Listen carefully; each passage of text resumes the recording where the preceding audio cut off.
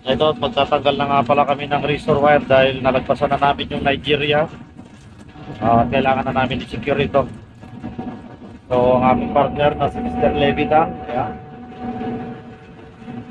At dito naman sa bandang harap, ayan, makikita na yung mga building ng Abidjan dito sa West Africa. So, laking pasalamat pa rin natin at hindi tayo napasok ng pirata. Dahil ang aming barko ay maliit lang, no? So, madali itong mapasok ng pirata. So far, okay naman.